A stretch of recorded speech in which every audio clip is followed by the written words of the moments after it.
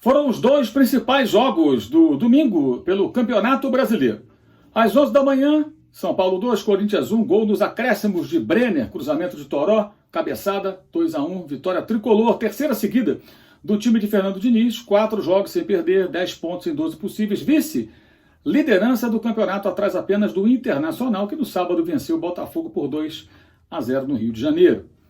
Jogo muito ruim. Jogo muito ruim. Claro, óbvio, evidente, gente, que o horário, 30 graus durante o segundo tempo, dentro de campo, claro que a sensação térmica é muito maior, maratona de jogos, a gente sabe disso tudo, entende isso tudo. Não estamos aqui a cobrar o desempenho, sabe, altíssimo, intensidade de jogo comparável aos grandes duelos da Premier League, nada disso. Mas pelo menos que os times tentassem jogar e vencer, buscassem mais a vitória. São Paulo buscava mais um pouco.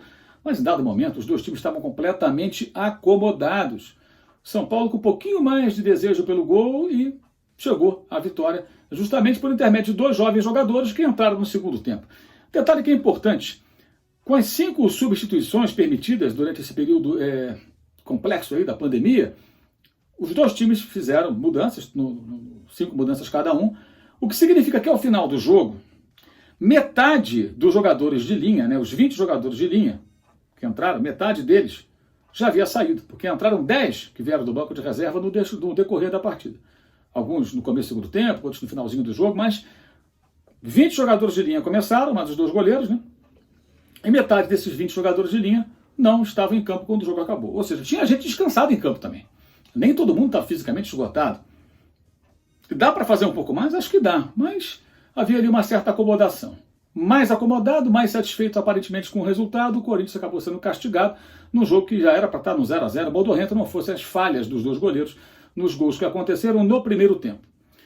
1 da tarde, esse jogo terminou aproximadamente 3 horas depois em Santos, na Vila Belmiro, Santos e Flamengo jogando. Um jogo bem melhor.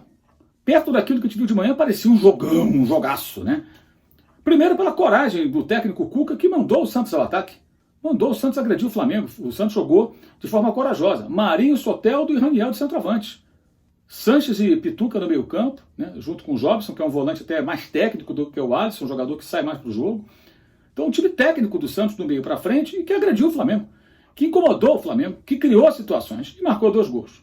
Primeiro gol anulado pelo VAR, aquele não dá muito para discutir, por mais bizarro que seja, né? Isso está acontecendo no mundo inteiro, o ombro na frente, o pé, a unha na frente, o VAR detecta o impedimento milimétrico, o gol acaba sendo anulado, né? E o segundo gerando uma polêmica, né? Eu acho que esse tipo de gol deveria valer. Tá? Essa é a minha interpretação.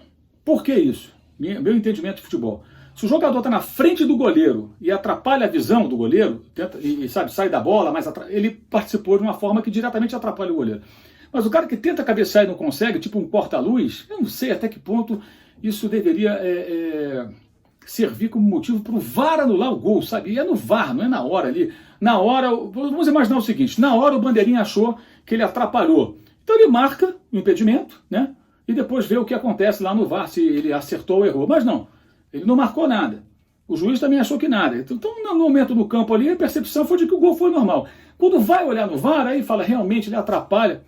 Sei lá, me incomoda um pouco. Eu acho que aquele gol do Santos deveria ser validado. Mas os comentaristas de arbitragem, como Salvo Espíndola na TV Globo durante o jogo, depois disse que a arbitragem acertou, né? Eu consultei também um instrutor de arbitragem que atua nos cursos da CBF e tudo mais, e ele tem deu a mesma, digamos, não opinião, né? Tem a mesma interpretação técnica, digamos assim, né, para aquele lance, concorda com a anulação do gol. Então, tecnicamente, isso parece que a arbitragem acertou ao anular o segundo gol do Santos. A gente pode discutir se a gente concorda com a regra ou não. Eu acho bem discutível aquilo ali. Mas o fato não pode demorar aquele tempo todo. Uma eternidade. O VAR atrapalhou muito o jogo. Apesar disso, foi um jogo melhor.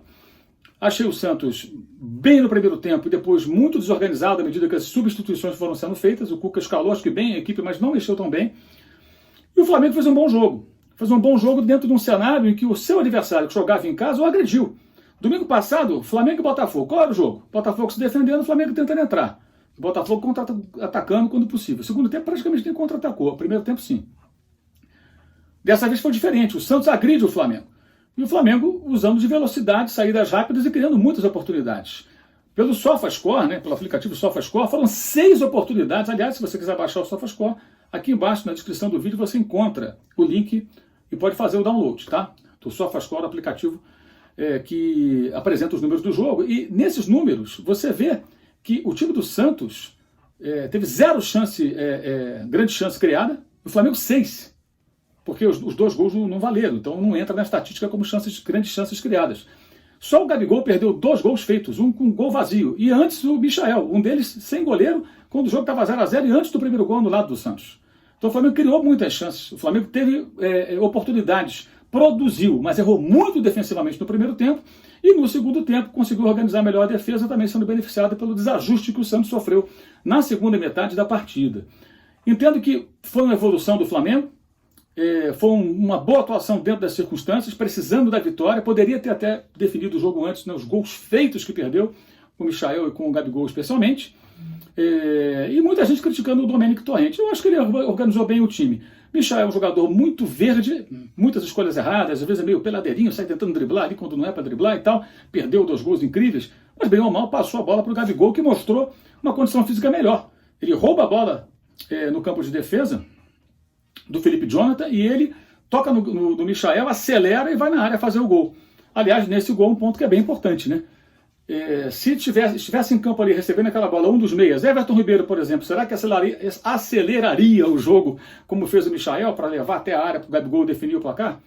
Possivelmente não, porque tem outro estilo. Então, acabou que o Michael funcionou bem e se tivesse uma boa pontaria, o Flamengo poderia ter vencido com 1 ou 2 gols dele, além de uma assistência. Ou seja, as oportunidades aconteceram. O time construiu as situações para chegar à vitória. Mas ainda tem ajustes a serem feitos, evidentemente, mas achei que foi uma atuação a melhor até aqui do time sob o comando do técnico Domênico Torrente. Ao Cuca, acho que vale uma palavra de incentivo apesar da derrota. Poderia ter jogado se defendendo e perdido do mesmo jeito, mas agrediu o Flamengo. Deu muito azar nos detalhes mínimos do VAR, primeiro gol anulado de uma maneira que não dá para contestar, segundo tem essa polêmica, mas pela recomendação, pela regra do jogo, a arbitragem acertou, então pode rolar a nossa discussão aqui à vontade, mas a arbitragem, ao que tudo indica, fez aquilo que lhes é recomendado, né, ordenado até, que mandam fazer, mas o Santos fez um jogo corajoso, interessante, que eu acho que sinaliza que pode ser uma equipe agressiva, que ataque e que numa jornada mais feliz consiga os gols e melhores resultados. Tomara que o Cuca consiga dar sequência a esse trabalho nessa linha, nessa direção, que eu acho que é um bom caminho. Enfim, é isso. Mas comparando o jogo de 11 da manhã com o jogo de 4 da tarde, a diferença foi grande. Dentro dessa realidade do nosso futebol, com pandemia, maratona de jogos, Santos e Flamengo fizeram uma boa partida na Vila Belmiro, apesar da mala do VAR. Que coisa chata desse jeito. Da maneira que se usa no Brasil, o VAR é um grande problema e, ao mesmo tempo, é a solução em alguns lances polêmicos. Saudações.